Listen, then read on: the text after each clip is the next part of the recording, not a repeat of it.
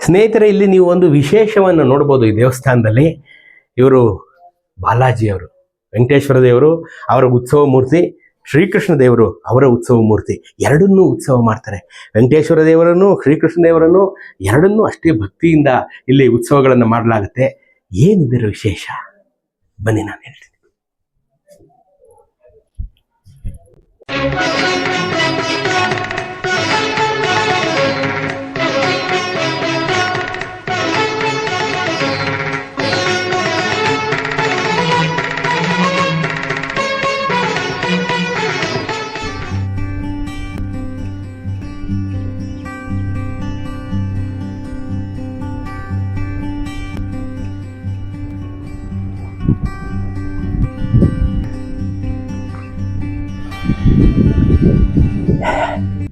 ನಮಸ್ಕಾರ ಸ್ನೇಹಿತರೆ, ಮೈಸೂರಿನ ಕಥೆಗಳಿಗೆ ಸ್ವಾಗತ ಸುಸ್ವಾಗತ. ಎಲ್ಲ ಲೈಫ್ ಎಂಜಾಯ್ ಮಾಡ್ತಾ ಇದ್ದೀರಾ ಅಂತ ಭಾವಿಸಿದ್ದೀನಿ. ನಾನು ನಿಮ್ಮ ಪ್ರೀತಿಯ ಧರ್ಮಿ. ಇವತ್ತು ನಾನು ಹರದನಹಳ್ಳಿಯ ಐತಿಹಾಸಿಕ ವೇಣುಗೋಪಾಲ ಸ್ವಾಮಿ ದೇವಸ್ಥಾನ ಕರ್ಕೊಂಡ್ಬಂದಿದ್ದೀನಿ. ಚಿಕ್ಕದೇವರಾಜ ಒಡೆಯರು 1674ರಿಂದ 1704ರವರೆಗೆ ಮೈಸೂರು ಸಂಸ್ಥಾನವನ್ನು ಶ್ರೀರಂಗಪಟ್ಟಣದಲ್ಲಿ ಕೂತ್ಕೊಂಡು ಆಳದಂಥ ಚಿಕ್ಕದೇವರಾಜ ಒಡೆಯರು ಒಂದು ಸಂದರ್ಭದಲ್ಲಿ ತಂಜಾವೂರಿನ ಮರಾಠ ಸರ್ದಾರನ್ನ ಭೇಟಿ ಮಾಡಿದಾಗ ಅವನು ಇವರನ್ನ ಕೆಣಕ್ತಾನೆ. ನೋಡಿ, ನಮ್ಮ ತಮಿಳುನಾಡಲ್ಲಿ ಎಷ್ಟೊಂದು ದೇವಸ್ಥಾನಗಳಿದೆ, ನೀವು ಏನು ಕಟ್ಟಿಸಿದ್ದೀರಿ ಅಂತ ಕೆಣಕಿದಾಗ ಆ ಜಿದ್ದಿಗೆ ಬಿದ್ದಂತೆ ಚಿಕ್ಕದೇವರಾಜ ಒಡೆಯರು ಹರದನಹಳ್ಳಿಯ ವೇಣುಗೋಪಾಲ ಸ್ವಾಮಿ ದೇವಸ್ಥಾನ, ಹೊರಕೋಡುವಿನ ವರದರಾಜ ಸ್ವಾಮಿ ದೇವಸ್ಥಾನ, ಮೈಸೂರು ಅರಮನೆ ಒಳಗಡೆ ಇರತಕ್ಕಂಥ ಶ್ವೇತವರಾಹ ಸ್ವಾಮಿ ದೇವಸ್ಥಾನವನ್ನು ಕಟ್ಟಿಸುತ್ತಾರೆ. ಇದೇ ನಾನು ನಿಮ್ಗೆ ತೋರ್ಸೋಕೆ ಬಂದಿರೋ ವೇಣುಗೋಪಾಲ ಸ್ವಾಮಿ ದೇವಸ್ಥಾನ ಚಿಕ್ಕದೇವರಾಜ ಒಡೆಯರು ಕಟ್ಟಿಸಿದಂಥದ್ದು. ಒಳಗಡೆ ಇರೋ ವೇಣುಗೋಪಾಲನನ್ನು ನೀವು ನೋಡಿದ್ರೆ ಕರಗೋಗ್ಬಿಡ್ತೀರ. ಬನ್ನಿ ತೋರಿಸ್ತೀನಿ.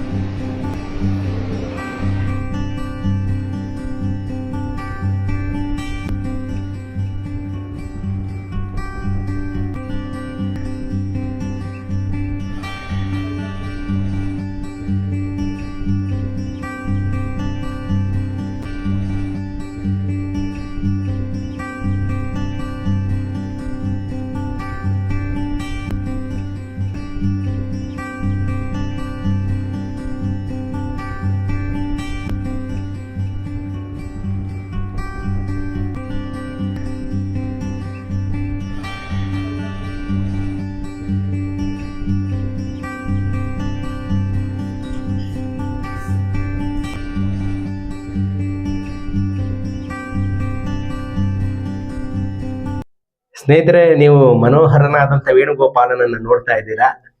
ತೀರ ಹತ್ತಿರಕ್ಕೆ ಬಂದು ನೀವು ನೋಡಿದ್ರೆ ತುಟಿಗೆ ತನ್ನ ವೇಣುವನ್ನು ತಗಲಿಸಿರತಕ್ಕಂಥ ಅಪರೂಪದ ವೇಣುಗೋಪಾಲನನ್ನು ನೀವು ದರ್ಶನ ಮಾಡ್ತಾ ಇದ್ದೀರಾ. ಇಂಥ ವೇಣುಗೋಪಾಲ ನಿಮಗೆ ಹಿಮವದ್ ಗೋಪಾಲ ಸ್ವಾಮಿ ಬೆಟ್ಟದಲ್ಲೂ ಸಿಗ್ತಾನೆ.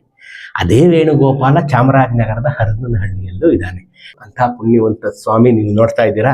ಹೊಸಹೊಳಲು, ಹಿಮವದ್ ಗೋಪಾಲ ಸ್ವಾಮಿ, ಚೆನ್ನಕೇಶವ, ಸೌಮಿಕೇಶವ, ಈ ವೇಣುಗೋಪಾಲ ಒಂದಕ್ಕೊಂದು ಸ್ಪರ್ಧೆ ಮೂಡುವಂತೆ ಶಿಲ್ಪಿಗಳು ಬಹಳ ಕೆತ್ತಿ ಜೀವಂತಿಕೆಯನ್ನು ತುಂಬಿ ಬಹುಶಃ ತಮ್ಮ ಆತ್ಮವನ್ನೇ ಅಲ್ಲಿ ಕೊಟ್ಬಿಟ್ರೇನೋ ಅನ್ನೋಂಥ ಒಂದು ಅದ್ಭುತವಾದಂಥ ದೇವರನ್ನು ನೀವು ನೋಡ್ತಾ ಇದ್ದೀರಾ.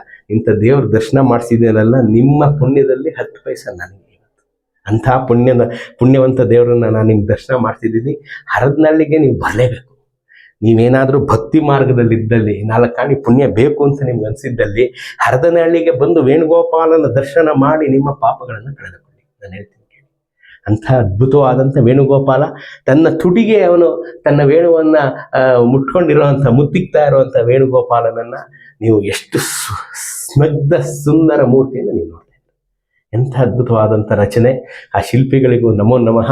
ತುಂಬ ಸುಂದರವಾಗಿ ಅಲಂಕಾರವನ್ನು ಸಹ ಮಾಡಿದ್ದಾರೆ. ಬಹಳ ಸುಂದರನಾದಂಥ ವೇಣುಗೋಪಾಲ. ಇವನು ನೋಡೋಕ್ಕೆ ಬರ್ಬೇಕು ನೀವು ಹರದನಹಳ್ಳಿಗೆ. ಎಂಥ ಭಕ್ತಿಪೂರ್ವಕವಾದಂಥ ಊರು ಈ ಹರದನಹಳ್ಳಿ. ತೋಂಟದ ಸಿದ್ಧಲಿಂಗೇಶ್ವರರು, ದಿವ್ಯಲಿಂಗೇಶ್ವರರು, ಕಾಮಾಕ್ಷಿಯು, ವೇಣುಗೋಪಾಲನು ಸಕಲರು ಒಂದೇ ನೆಲದಲ್ಲಿ ನಿಮಗೆ ದರ್ಶನ ಕೊಡುವಂಥ ಅತ್ಯಪರೂಪದ ಪುಣ್ಯ ಭೂಮಿ ಚಾಮರಾಜನಗರ ಜಿಲ್ಲೆಯ ಹರದನಹಳ್ಳಿ ಗ್ರಾಮ. ಅದ್ಭುತ ಕಂಡ್ರೆ. ನೀವು ಇನ್ನೂ ನೋಡಲಿಲ್ಲ ಅಂದರೆ you are missing something. You are missing. I bet you. ವೇಣುಗೋಪಾಲನ ದರ್ಶನ ಮಾಡಿ. ಕೃಷ್ಣ ಮುಂದೆ ಜಗದ್ಗುರು. ಸ್ನೇಹಿತರೆ, ಇಲ್ಲಿ ನೀವು ಒಂದು ವಿಶೇಷವನ್ನು ನೋಡ್ಬೋದು ಈ ದೇವಸ್ಥಾನದಲ್ಲಿ. ಇವರು ಬಾಲಾಜಿಯವರು, ವೆಂಕಟೇಶ್ವರ ದೇವರು ಅವರ ಉತ್ಸವ ಮೂರ್ತಿ, ಶ್ರೀಕೃಷ್ಣ ದೇವರು ಅವರ ಉತ್ಸವ ಮೂರ್ತಿ. ಎರಡನ್ನೂ ಉತ್ಸವ ಮಾಡ್ತಾರೆ. ವೆಂಕಟೇಶ್ವರ ದೇವರನ್ನು ಶ್ರೀಕೃಷ್ಣ ದೇವರನ್ನು ಎರಡನ್ನೂ ಅಷ್ಟೇ ಭಕ್ತಿಯಿಂದ ಇಲ್ಲಿ ಉತ್ಸವಗಳನ್ನು ಮಾಡಲಾಗುತ್ತೆ. ಏನಿದರ ವಿಶೇಷ ಬನ್ನಿ ನಾನು ಹೇಳ್ತೀನಿ.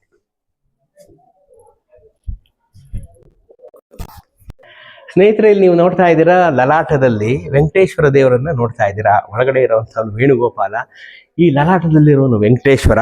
ಇಲ್ಲಿ ನೀವು ನೋಡ್ತಾ ಇರ್ತಕ್ಕಂಥ ಇಬ್ರು ಜಯ ವಿಜಯರು. ಏನಿದು ಅಂತಂದ್ರೆ ಒಂದು ಐತಿಹ್ಯ ಇದೆ. ಈ ದೇಗುಲಕ್ಕೆ ಒಂದು ಐತಿಹ್ಯ ಇದೆ.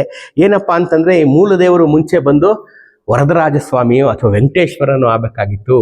ಕಾರಣಗಳಿಂದ, ಹಲವಾರು ಕಾರಣಗಳಿಂದ ಇಲ್ಲಿ ವೇಣುಗೋಪಾಲ ಬಂದು ಕೂತಿದ್ದಾನೆ ಅನ್ನುವಂಥ ಒಂದು ಐತಿಹ್ಯವನ್ನು ಸ್ಥಳೀಯರು ಹೇಳ್ತಾರೆ. ಹಾಗಾದ್ರೆ ಇಲ್ಲಿನ ವೆಂಕಟೇಶ್ವರ ಮೂರ್ತಿ ಯಾರು? ಇಲ್ಲಿ ಕೂತ್ಕೋಬೇಕು, ಗರ್ಭಗುಡಿಯಲ್ಲಿ ಕೂತ್ಕೋಬೇಕಾಗಿದ್ದಂಥ ವೆಂಕಟೇಶ್ವರ ದೇವರು ಯಾರಪ್ಪ ಅಂತಂದ್ರೆ ಇವರು. ತೋರಿಸಿ ಬ್ರಿಜೇಶ್, ವೆಂಕಟೇಶ್ವರನ ದರ್ಶನವನ್ನು ಇವತ್ತು ನಾನು ನಿಮಗೆ ಮಾಡಿಸ್ತಾ ಇದ್ದೀನಿ. ನೀವು ಕೂತಲ್ಲೇನೆ ವೆಂಕಟೇಶ್ವರ ದೇವರನ್ನು ನೋಡ್ತಾ ಇದ್ದೀರಾ. ಭಕ್ತಿಯಿಂದ ನಿಮ್ಮ ಭಕ್ತಿಯನ್ನು ವೆಂಕಟೇಶ್ವರ ದೇವರಿಗೆ ನೀವು ಸಮರ್ಪಿಸಿಬಿಡಿ. ಅರ್ಥ ಆಯ್ತಲ್ಲ? ಈ ವೆಂಕಟೇಶ್ವರ ದೇವರು ಗರ್ಭಗುಡಿಯಲ್ಲಿ ವಿರಾಜಮಾನವಾಗಬೇಕಾಗಿದ್ದಂಥ ಈ ವೆಂಕಟೇಶ್ವರ ದೇವರು ಕಾರಣಾಂತರಗಳಿಂದ ಇಲ್ಲಿ ಕೂತಿದ್ದಾರೆ. ವೇಣುಗೋಪಾಲ ಸ್ವಾಮಿಯವರು ಗರ್ಭಗುಡಿಯಲ್ಲಿ ವಿಜೃಂಭಿಸ್ತಾ ಇದ್ದಾರೆ. ಇದರ ಮುಂದೆನೇ ಇರುವಂಥದ್ದು ಹರದನಹಳ್ಳಿಯ ದಿವಿಲಿಂಗೇಶ್ವರ ಸ್ವಾಮಿ ಮತ್ತು ಕಾಮಾಕ್ಷಿ ಅಮ್ಮನವರು. ಅವ್ರ ಹಿಂಭಾಗದಲ್ಲಿ ವೇಣುಗೋಪಾಲ ದೇವರಿದ್ದಾರೆ. ಪಕ್ಕದಲ್ಲೇ ಹರದನಹಳ್ಳಿಯ ತೋಂಟದ ಸಿದ್ಧಲಿಂಗ ದೇವರಿದ್ದಾರೆ. ಸೊ ಅವ್ರನ್ನೆಲ್ಲ ನಾನು ನಿಮಗೆ ತೋರಿಸ್ತಾ ಇದ್ದೀನಿ. ತೋರಿಸಿ ಬ್ರಿಜೇಶ್, ಇದನ್ನ ಈ ದೇವರನ್ನ ನೋಡಿ ಕೃತಾರ್ಥರಾಗಿ ಅಂತ ನಾನು ಹೇಳ್ತೀನಿ. ಇದಲ್ಲದೆ ಪಕ್ಕದಲ್ಲಿ ಎಲ್ಲ ವೈಷ್ಣವ ಸಂಪ್ರದಾಯದ ದೇವಸ್ಥಾನಗಳಲ್ಲಿ ಇರೋ ಹಾಗೆ, ಎಲ್ಲ ವೈಷ್ಣವ ಸಂಪ್ರದಾಯದ ದೇವಸ್ಥಾನಗಳಲ್ಲಿ ಇರೋ ಹಾಗೆ ಇಲ್ಲಿಯೂ ಸಹ ವೈಷ್ಣವ ಮತ ಪ್ರಚಾರಕರಾದಂಥ ಆಳ್ವಾರರುಗಳನ್ನು ನೀವು ನೋಡ್ಬೋದು. ಆಳ್ವಾರರುಗಳನ್ನು ತೋರಿಸಿ ಬ್ರಿಜೇಶ್, ಇಲ್ಲಿ ಆಳ್ವಾರರುಗಳನ್ನು ಸಹ ಇಲ್ಲಿ ಪ್ರತಿಷ್ಠಾಪನೆ ಮಾಡಿದ್ದೇನೆ. ವೈಷ್ಣವ ಸಂಪ್ರದಾಯದ ದೇವಸ್ಥಾನಗಳಲ್ಲಿ ನಿಮಗೆ ನಾನು ಆಳ್ವಾರರುಗಳನ್ನು ನಾನು ತೋರಿಸಿದ್ದೇನೆ. ಸೊ ಅದನ್ನ ನೀವು ನೋಡಿದ್ದೀರಾ.